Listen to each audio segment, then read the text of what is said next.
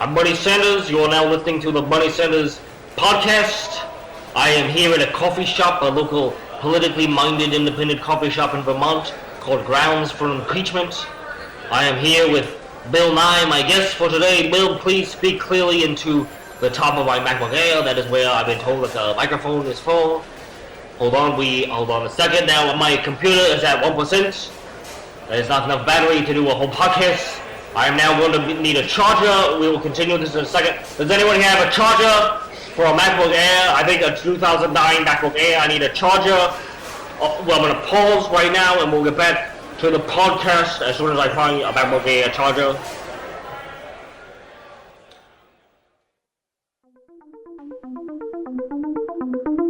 BAFFLEGAB is supported by Alfa-Bank.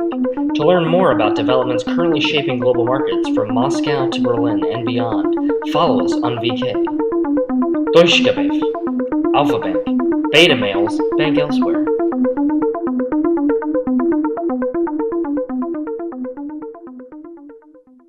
Welcome to the first episode of BAFFLEGAB. I am your host, Ralph Wigglesworth, and as always, here with me is my co-host. 1 second, actually. This is Lenny Thompson. Thompson. It's Sunday, April 23rd, 2017. But you could be listening to this at any time, so the date really doesn't matter. With me, as always, is the esteemed and just provincial Ralph Wigglesworth. I'm not sure what provincial means, but esteemed. I do know what that means, so I do appreciate that, Lenny. Thank you. I want to welcome you to the first episode. Thank you for taking a chance on this. I think it might be good so we can introduce ourselves. I'm Ralph Wigglesworth. I'm of the right. Lenny, you're of what is left of the left. Sure, I'm a pragmatic, moderate, liberal, you might say. Moderate. Yes. That's an interesting way to put your extreme views. I believe in reason, okay? I believe in science. Maybe you've heard of it. I have heard of scientists. I believe in this little thing called love, rights and law and process and rules, you know. I agree with that as well. I just want what's best for our country. I'm post-partisan. Post-partisan. Post-racial to post-partisan. Oh, I'm intersectional. Sounds to me like you don't stand for anything. It's not post-anything. Okay, well. It's post-everything, though. I'm a very modern conservative. And I'm not post anything because time is still going on. Well, you're a conservative. Post. Yes. You would just want to defend the status quo, and your job's easy, you know. Not defend the status quo. No. If anything, okay. I want an end to the administrative state. There's a lot of things that I want to change. Okay. Conservative in a way that I'm fighting to get back to previous values that somehow we have lost, probably with all this post mumbo-jumbo. I would say. Okay. Controlling my words is probably the first step that you got rid of a lot of these hard values that we used to have in American families. Well, let's get to that post you talking when we get into the first episode of BAFFLEGAB.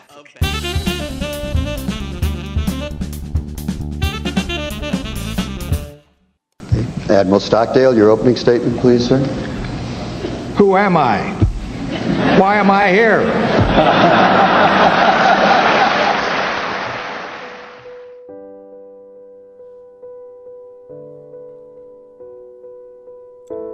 Yeah, well, I had a typical upbringing.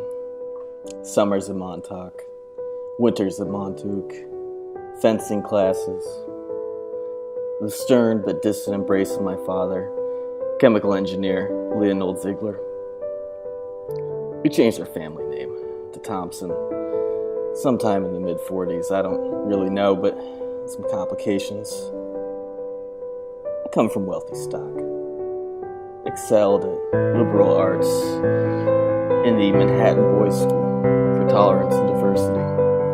From there, a stint at Wesleyan and a quick hop, jump, and skip to my fellowship at the Center for American Progress, where I am chief researcher of animal husbandry. Describe yourself, huh? Well, what can I say? Pretty normal upbringing. Suburban childhood, 2.5 kids, went to a private college, Patriot University. That's where I really found my love of politics. I'd say I'm a little L libertarian, big Randian, and a classical Swiftian. Two books I fell in love with were The Fountainhead and A Modest Proposal. People all the time say, hey, you know that's a comedy. I say the only thing funny about that book is that it's not a modest proposal at all. It's a truly big and grand proposal. And even if it is a comedy, there's still truth in comedy, right? All jokes are funny because they're true. Black people do drive like that. White people do talk like that. You know, people say these jokes because there's an air of truth there.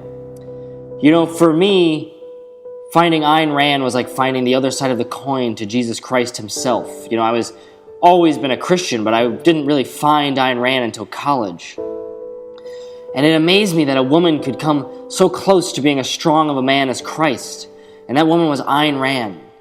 I mean, they complement each other so well. Ayn Rand truly is one of the manliest women I know. You know, few women can bring themselves to be as strong of a man as Christ. But she really did it. She's the only woman that I can think of who truly stands equal to a man, really face to face, eye to eye. You know, except for my beautiful wife, Melissa. And of course, I'm kidding. She's very short, and I mean that intellectually. You know, I formed Young Swiftian Society on campus after I went to a few meetings of the Young Republicans. I found them to be just a bunch of leftists. You know, I walked out so disheartened. I knew there had to be a better way. Swift and Rand and Christ really formed a holy trinity that formed my politics to this day. I mean, outside of that, I love to work out. Whenever I get impure feelings or thoughts, I look at my wife and my kids and I say, Daddy has to go get clean. Then I get in the car, I drive to Crunch, which I call my second church. I take my towel, I go down to the shower, and I just get ready to work out. I can feel the impurity leaving my body, and there's no greater feeling than cleansing yourself and getting rid of all the impurity. Now, my upbringing was a little different. See, I was found in the back of a pickup truck sucking on a Mellow Yellow bottle when I was about 1. My parents took me in like Moses, and I was raised in their studio trailer. I spent my summers in the sinkhole and winters getting locked in my uncle's garage. Now, I'll never forget the first time I ever saw President Reagan on the TV. My parents would take me to a local bar, and there he was on the TV. And I said, I couldn't believe a cowboy was president. I said, is it true, Daddy? He looked me down and gave me a smile, and he said, it's true, son. We got a cowboy in the White House. I don't know if I've ever been so happy. I got my first job at 13, killing stink bugs for a nickel a pop. Ever since then, I've been a working man. You know, I've had tough times, and even tougher times. But now I got a full-time gig, and I'm trying to get my first trailer, still living in my pickup truck. And in my free time, I work for the Samuel A. Cartwright Institute doing homosexual conversion therapy. What I do is I'll take an old dirty magazine from the woods, and I show it to them fancy boys. And I say, here's now, this is a woman. Y'all like this, see? Sometimes I take, sometimes I don't. But I'll never stop working. That's my dedication. I'm Bill Morgan. And I'm plumb excited to be here on BAFFLEGAB. Maybe even occasionally sleep in the studio. If they'll have me.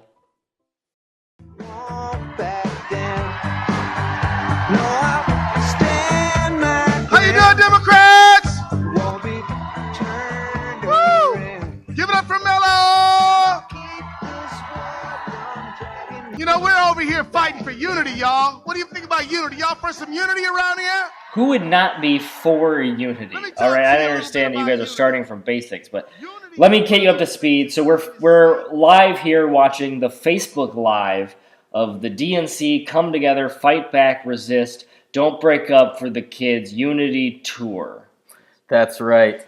And, you know, we're really seeing some colossal heavyweights of the Democratic Party. We got Bernie Sanders. Here he Keith is. Ellison. Bernie Sanders coming back up now, I think. Oh, wow. Did you look at that? Oh, the crowd loves him. Sheep. Listen to all the sheep applaud. You He know, looks like a sheep with that, like, wool around his hair. a lot of Bernie bros in Kansas. Yeah, listen, Yeah. they're going crazy. Oh, but wait, here's he's Tom waving Perez. out. He's leaving. Oh. Not a fan. They are not a fan of Tom Perez. Well, he's a corporate shield. Wait, but Bernie forgot his glasses. He's coming back up again. Oh, he's coming back. There you go. You got Wow. it. Glasses are in hand. This sound, that's the divisiveness of the Democratic Party right there. Mm-hmm. The boos to the cheers, they all do it in unison. Mm-hmm. It really just shows the dynamism of the true blue Democratic Party. And I'm talking about the real Democratic Party, okay? The real Democratic Party? That's right. Well, Ralph, as you know, it was a bitter primary. The Bernie bros, the Hillary stands, the pragmatic center. We didn't know where to go. Logical people like me. The Hillary people, they felt harassed. Harassed? That's right. These Bernie bros with their Facebooking, their tweeting, their Pinteresting. It's the internet. If you guys can't take the internet, just log off. Well, look, Ralph, these are people who have they've been true blue, all right? They've been acting blue all their life. They've given to Hillary Clinton through Act Blue. And she let the them fundraising down. software. She let them down. Big game came, she lost. Well, during the primary, we're rehashing the old primary, I'm okay? sorry, I feel like we're you're setting rehashing the old something up. primary. Yeah. We had Facebook groups to kind of set up a safe space for ourselves, the rational pragmatist in Pantsuit Nation, Pantsuit Daily, the Pantsuit. This is where you went to hide to talk just about. Well, those other two were fledgling newspapers, but Pantsuit Nation was the Facebook group that a lot of us called home. Interesting. I can say that us conservatives, we also had a rough primary.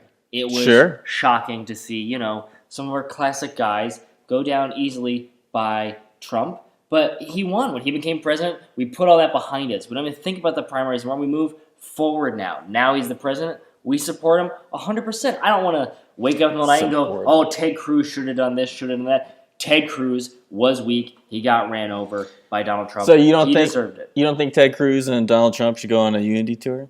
A unity tour for what? The Republican Party has ever been stronger. I think, if anything, the unity tour is just a self-love fest with yourself. On this Facebook Live video we're watching here, right?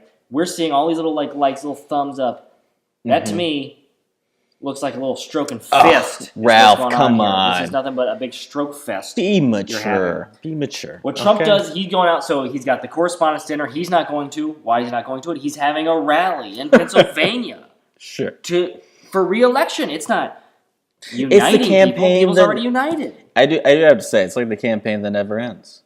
That's right. Yeah, they come together, fight back, do it for the kids tour, as we said, but Trump is rallying in some of the old Rust Belt states, Wisconsin, trying to play those hits. Yeah, we're going to do it. Yeah. But it's Lock only her been up, a few drain months. the swamp, build the wall. We're doing it. We're in there. Travel ban. You got it. Gorsuch on the Supreme Court. Stuff that they care about, right? We got Gorsuch on the Supreme Court. Sure, we haven't got the wall. Sure, travel ban has been shut down a couple of ways, right? Iraq is on it. But hey, we're bombing people. We're in there. Tax cuts are coming. Repeal is going to come again, right? Things are happening. He's just going out there to remind people things are happening, right? Well, Put Gorsuch on the Supreme Court, all right? That's a big accomplishment in 100 days, I think. Well, I'm not surprised. I'm not surprised that you support the bombing. Some of the Trumpkins, the Trump proletariat, the alt-right that supports Trump are upset with him.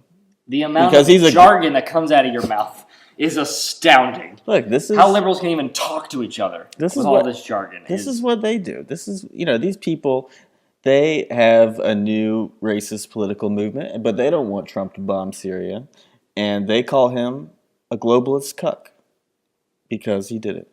So there's a little division. I'm not going to sit here when you call Trump a cuck. Maybe you could use a little unity. Look, Trump is not a cuck. Wow. He's one thing he is not. I find that. I mean, I agree because he hasn't slept in the same room as Melania since the election, apparently. So how could you be a cuck? What are you talking about? You don't think that Trump still fucks Melania? Is that what you're going to say to me? I think that is insane. I think that train left the station a long time ago. Look, it's insane that you would talk about the President of the United States in that way and bring up his sex life. It's not your business, the President's sex life, and talk about that. And I can assure you he is not a cuck. I met that man during the primaries. I shook his hand, and that is not the hand of a cuck. All right, well, Ralph, It's a smaller hand than you'd think, but it's a strong hand. You talk about how small his hands are, they never talk about how strong his hands are. He's got very, very strong hands. Well, you know, Ralph. And I guess the Democrats also do too from this fucking jerk-off fest. Excuse my language. Wow. I'm sorry. A fucking jerk-off fest. I'm sorry. Really? You're getting me I'm getting very baffled here. Okay. Well, you're obviously not on the alt-right, but maybe we should turn to somebody who is on the alt-right. I'm live here in Tuscaloosa, downtown, at the Woman's March. Now, there is a good showing out here. There must be 25 to 30 different individuals here. I've not talked to all of them, but I've talked to a few. And we all seem to be of like mind, and it seems to be quite a turnout here today. Now, there's already cooking some hot dogs and hamburgers over here. We got someone brought a bag of chips. It's a good little turnout here to stand up and be accounted for. Bill, sorry. Hey, this is Lenny Thompson. The Women's March was a couple months ago at this point. What march are you at? What march am I at? I just said Oh, God, Lenny, you're so dumb. Now, I'm a man. Why would I ever be at the Woman's March? Is that a proper question to ask someone? Why would I be at the Woman's March? Now, Lenny, I said I'm at the Woman's March. This is the whites only men's March. Now, we're gathered here at the Tuscaloosa VFW, where they're going to be serving hot dogs and hamburgers and chips and free soda for the kids. So come out until 8 p.m. tonight. It's quite a showing. Only rule is you got to be white. Okay, all right, Bill. All right. So, I'm sorry, the whites only man's march is this. I know you're in the alt-right, Bill, but we've known you for a couple of years, and I didn't know that you were white supremacist. I'm not a white supremacist. I knew you were and I am racist, also, sure, but I am not a member of the sounds like alt-right, as they are called, or as I have been told. I do not have a computer, so I do not get to know too much about these folks. But I have to let you know here right now that I am not a white supremacist. I would never go out dressed as a sheep and then a ghost. I'm just a man's man. All right, I think you can understand that. I'm just a Southern man believes what the Southern man believes. I think Leonard Skinner said that. Now, I guess since this is the first episode, I'd like to be very clear on my beliefs. Now, I am not, or nor have I ever been, a member of the alt-right. Now, the alt-right, all they're doing is just taking racism and dressing up in a nice fancy suit, right? And I'm not a man for suits. I'm a fan for belt buckles and, just a regular wife-beater t-shirt. Now, alt-right, now this is offensive to me as a Southern man. This feels like when Taco Bell released the Dorito Loco Taco. Now, I have been pouring ground beef and sour cream into a Dorito bag and eating it for years, and to see a TV commercial then tell me that I didn't invent it and I can now buy it from Taco Bell for $2.99, well, that's offensive to me. That's the same thing when I heard alt-right. They said all this stuff about, build the wall and against the Mexicans. I say, boys, I've been wanting to build the wall and I've been against the Mexicans for years. Now, to think that I have to be a part of an online community of a bunch of fancy haircut internet boys to do this, well, that's just wild. Now, see, the alt-right, it's just a little fad. It'll go away. But Bill Morgan, I'm always going to be here. Just as you should be here out at the Woman's March in Tuscaloosa, Alabama, VFW. Bill, just so you know, here, Bill, this all is a day. podcast, so no one is going to be able to actually go to this. You won't be there by the time this is released. Okay, well, that's Bill Morgan out in the field. Good reporting, Bill. Oh, sorry, hold on. Guys. What is this? Breaking news. I just got... Breaking news. Again, as the podcast is recorded. I'm not sure if... All right, well, it'll come out soon enough. I just got an email from Al Franken. Al Franken emailed you? This is... Yeah. This is about the unity in the DNC? He must have been paying attention to my many works and thinks I'm an influential person. But yeah, I think there's going to be unity. All right? Maybe they don't need this tour after all. Let me read from the email. Dear Move On member, it's Al Franken. And I'm writing today because I'm worried, blah, blah, blah.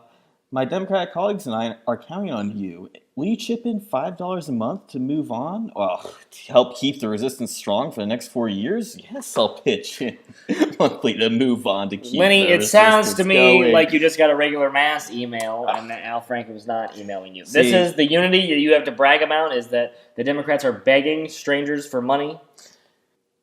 Ralph, I don't know if you caught my intro, but I am the senior research director and fellow of animal husbandry at the Center for American Progress. I know a little thing or two about emailing and emails and how they work and inboxes. the internet, all of it. What do you know? Where do you work? I don't know. This is beyond me, but I do think this is a good time for us to cut to a segment from one of our sponsors. Boy, we're having a lot of fun. And to keep having a lot of fun, we'd like to thank our sponsor. Today we'd like to thank Stamps.com. Need to mail an actual letter to someone that doesn't have email? Stamps.com makes it easy. Stamps.com, the website that redirects to Google image search, where you can type in the word stamps, then right-click, save as a JPEG, and print. Congratulations, you've got stamps. It's just that easy. Stamps.com.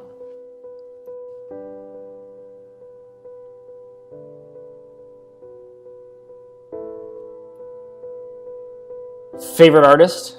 Well, it all really depends. I mean, if I'm with my beautiful wife, Melissa, then it's gotta be John Tesh. But if I'm by myself, working out at Crunch, then it's gotta be Rage Against the Machine. I mean, a band that was so ahead of their time, their name literally meant Drain the Swamp before Drain the Swamp. A lot of these bands today could be served testifying a little more, if you know what I mean. Just the power of the guitar of Tom Marino and the bass of Joe C., who was also rapping at the same time with Kid Rock. Those are the good old days of rock, you know? Just the power of politics and music just gets me pumped up to go to the gym and just put on a Rage Against the Machine album and just get going, you know? I mean, the irony wasn't lost the way they'd use Che Guevara on their amps and t-shirts, and yet you're paying sales tax to buy one of their albums? I mean, that's classic libertarian humor. Something that I can get behind. I'm gonna go listen to Rage Against the Machine.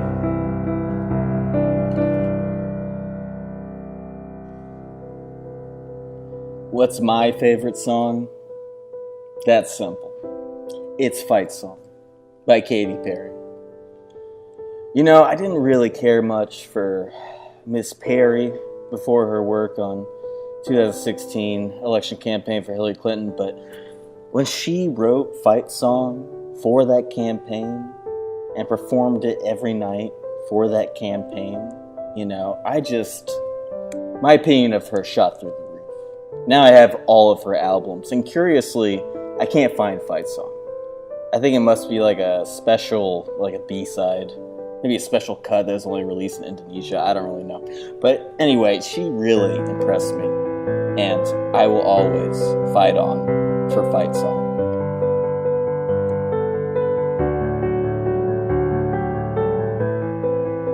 Where do I see myself in 5 years? I guess I finally get that trailer I've had my eyes on. I can finally move out of this pickup truck. And having a steady income is the agency executive on the American Battle Monuments Commission. After the current agency executive, Merrill A. McPeak, has a heart attack. You hear that, McPeak? I'm coming for you. I'm gonna take this job as President Trump hands me the duty and shakes my hand and say, here you go, Bill, you're now the head of the American Battles Monuments Commission. And I say, thank you, sir. I've never been so proud in my life, am I? Bill, sorry to cut you off, but we have urgent news, breaking news in the podcast world. That's right, Ralph. In the 2017 French presidential election, we can report that Emmanuel Macron is in the lead, followed by Marine Le Pen of the National Front. Wow.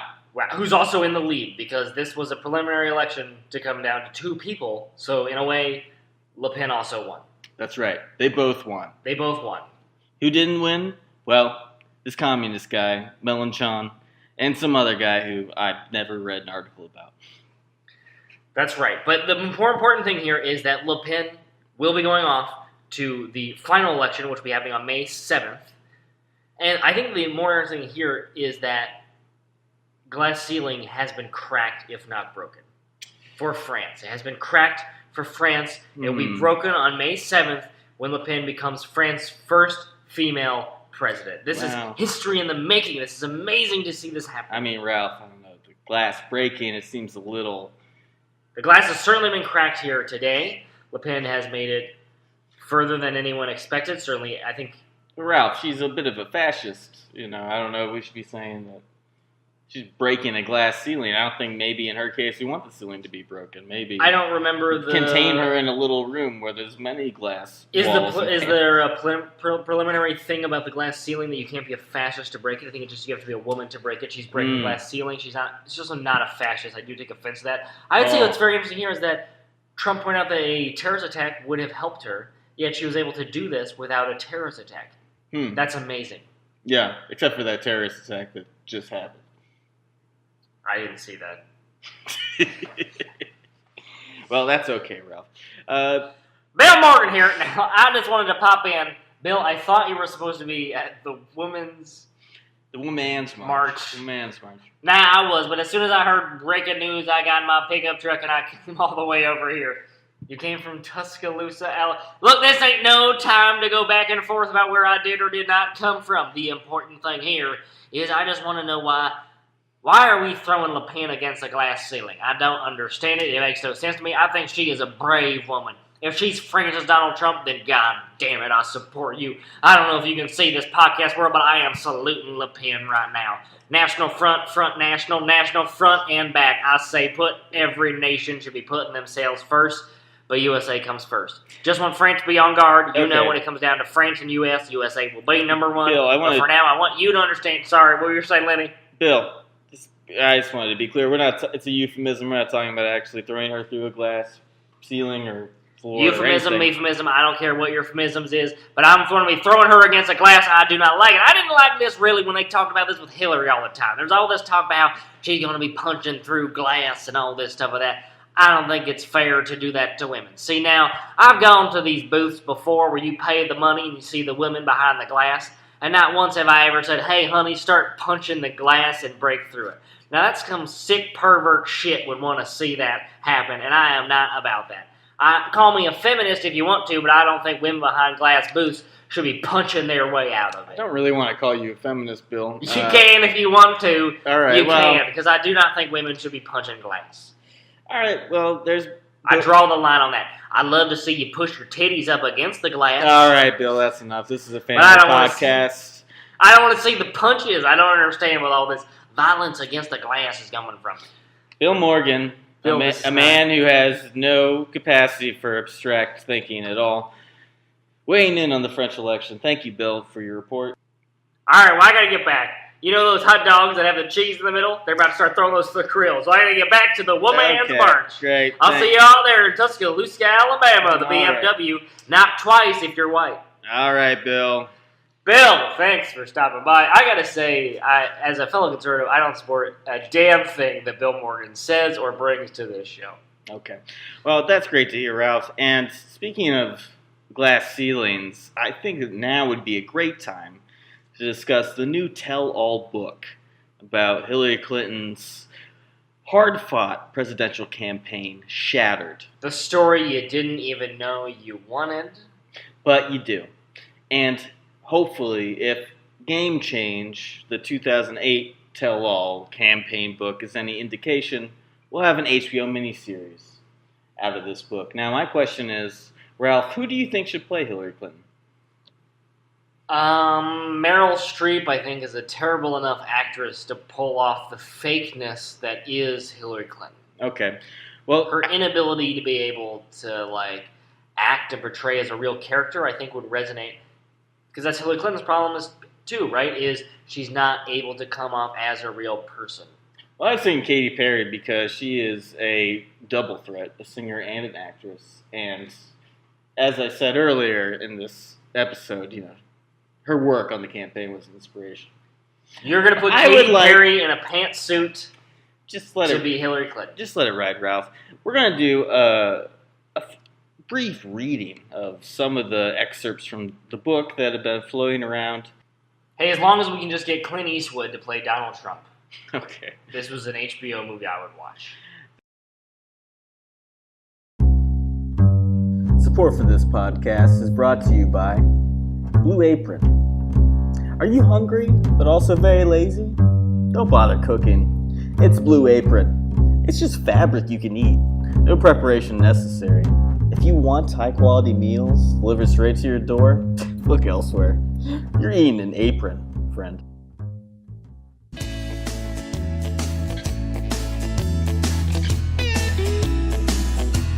All right, we're back. This is BAFFLEGAB. I'm your host, Lenny Thompson, with Ralph Wigglesworth, who is staring intently at the new book, Shattered. This is a thick book. Yeah. 400 pages. That was 500. 400 plus pages. Great. And have you read it at all, Ralph? Or? I am flipping through. There's a lot of interesting parts. I did mark a thing that I want to get to in a bit. Okay. Well, for those who don't know, after any kind of high-profile election campaign like this... High-profile loss. Yes. Any devastating loss. How did we get here? What happened? Oh, my God. Oh. Right. Well, after any kind of big election, let's just say, there are usually a tell-all book or two that come out that, chart the campaign's follies and tell the reader what may have gone differently and changed the course of the election. I'm looking for the chapter that says not as good a candidate as Trump. Well, I don't think you'll find that, Ralph, because it's not a well-written book. She was the most qualified, prepared, poised candidate we've ever had. Except for the person that beat her. Well, that was a little matter involving the Russians, as far as I'm concerned. The Russians? Yeah, it's illegitimate. But, look, we can get into this another time, Did she ever Ralph. apologize for getting the questions for the debate beforehand? Just asking. Wow, Ralph, we talked about this before the show, okay? We can't rehash the general election. We're just going to bore these people. We're just going to talk about a book that is specifically rehashing the general election. Yes, but, this is a little different, Ralph. This is history. This is living history. You might say it's the first draft of history. I would say it's the past. Me too. I would say, why are we rehashing the past? Well, regardless of your opinion we're going to rehash the past. Regardless of your opinion. Yeah. I think next time maybe the Democrats should run a candidate that has strong positions on things, understands the people that are voting for her, and is appealing to that base. All right, Ralph. That's about enough.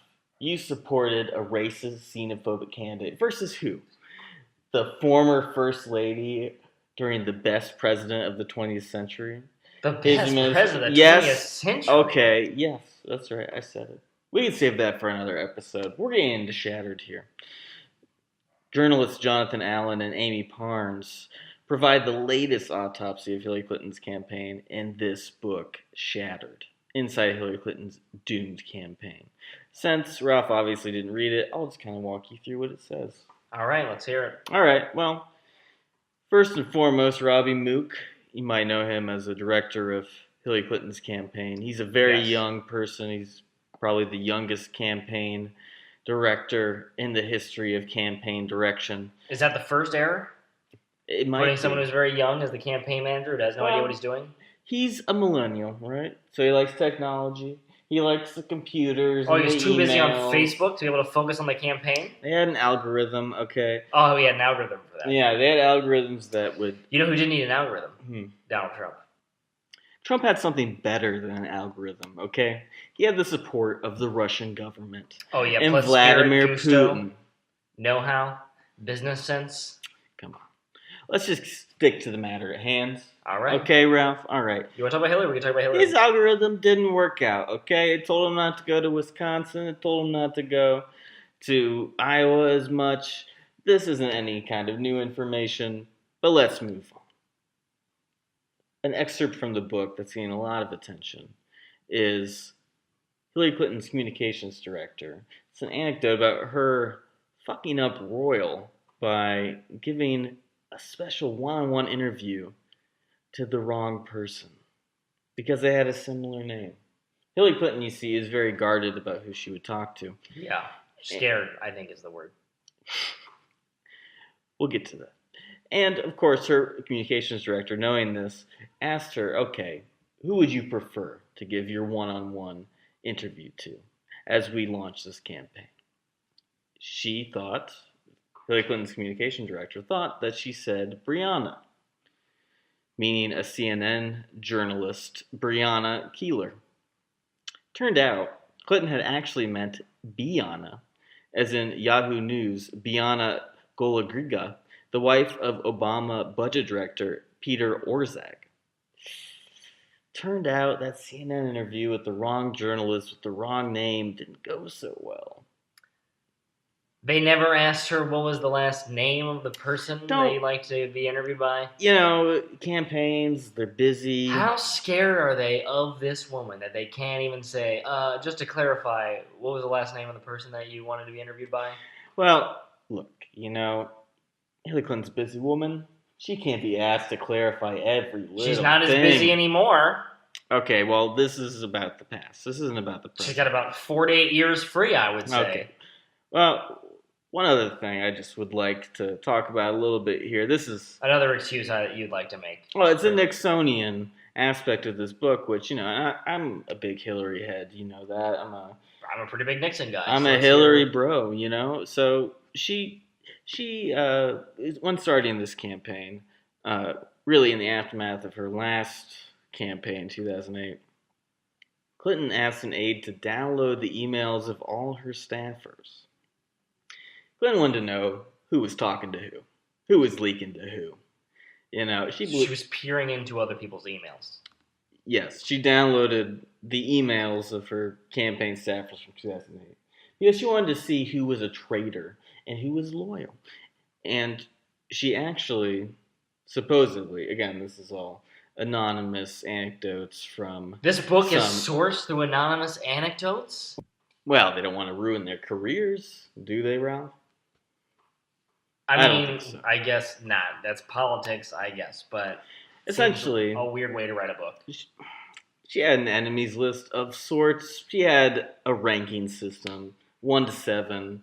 I believe 7 was the least loyal. 1 is the most loyal. So she has that in common with Nixon, who famously kept an enemies list. I don't remember Nixon ever hacking his staff emails. Well, they didn't have email back then. And I don't think he would have. I think that Nixon would be a guy who would support the username and password anonymity. Yes. Yeah, is that what you think?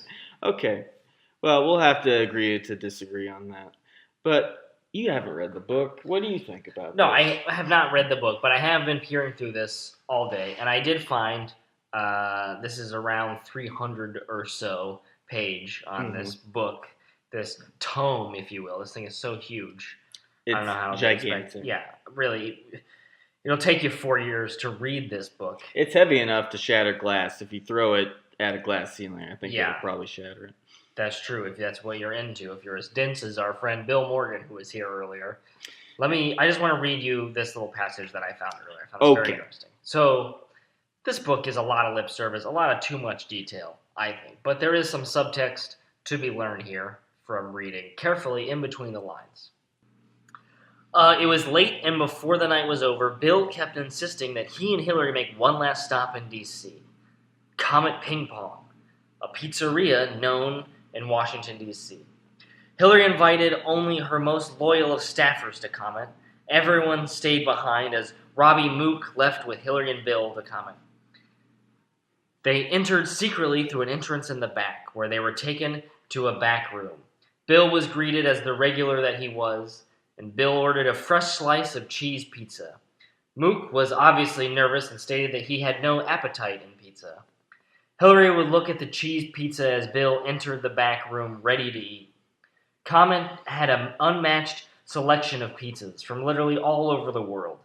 Bill spent his whole life craving pizza, and his political power had given an insatiable appetite, unprecedented access to pizza. As they brought it in, Bill took no time devouring the fresh slice. He devoured it as only a man who spent his whole life devouring fresh pizza could. Robert Mook couldn't believe that this was happening at what appeared to be a normal pizzeria in Washington, D.C. All the patrons in the front had no idea that in the back room, an ex-president was satisfying himself like a horny pig. Bill finished and pulled up his pants to leave.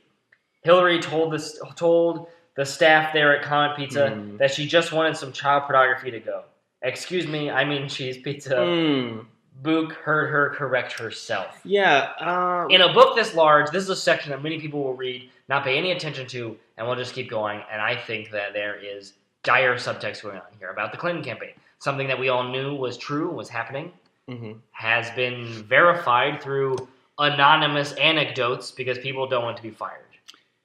Ralph, did you download a leaked copy of this book from Breitbart.com? I got a PDF, yeah, of the full thing that I've been flipping through. Because I'll be honest with you, I am a bit of a millennial myself, and big books like this, you can be prone to paper cuts, so I prefer a digital copy that is safer and cleaner for your hands.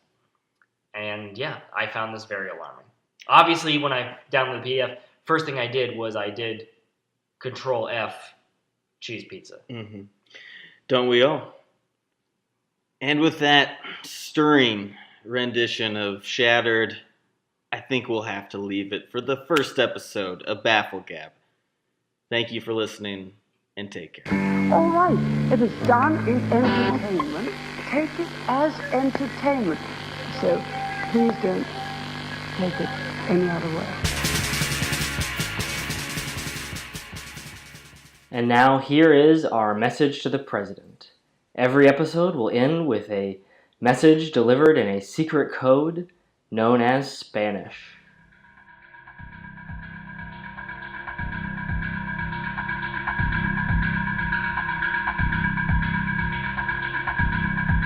Cien días casi se acaban. No rechazar y reemplazar. No drenar el pantano. No hay echarla a la cárcel. ¿Y dónde está la pared? ¿Dónde está la pared, mi amigo? Las únicas paredes que veo son las que te escondes detrás en Mar-a-Lago. No puedes esconderte detrás de tus paredes comiendo pastel de chocolate para siempre. Eres tan bueno en la construcción de muros. Mar-a-Lago, Trump Tower, incluyendo las mismas paredes de tu realidad distorsionada. Construyes paredes tan altas que nada puede pasar. Ni siquiera la noticia que tu nivel de aprobación es tan bajo que cualquier presidente después de la Segunda Guerra Mundial. Escóndete detrás de tus paredes como la víbora que eres, solo apareciéndote fuera de tu hoyo cuando quieres ir a jugar a golf. ¿Por qué golfeas tanto? ¿Es porque el trabajo es tan cansador o es tu único escape? Nadie hable, estoy jugando golf. No me interrumpan para informarme de una nueva crisis que estoy jugando golf. No me informen, no me ayuden, solamente dame una gorra para firmar y dime dónde y dime que soy genial. Soy un gran negociador, el fabricante de la última oferta, un gran presidente. Alguien, Corea del Norte, Siria, Irán, cualquier persona, por favor, comiencen una guerra conmigo para que todos puedan estar ocupados y pueda simplemente aparecer como presidente. Eso es todo lo que quiero, no más preguntas, no más problemas, solo bombas y pararte aquí. Eso es lo que hace presidente, ¿verdad? Eso y ir a jugar golf cuando está demasiado cansado o necesito esconderme.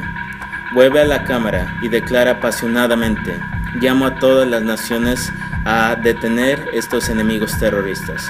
Ahora miren esta próxima ronda de golf.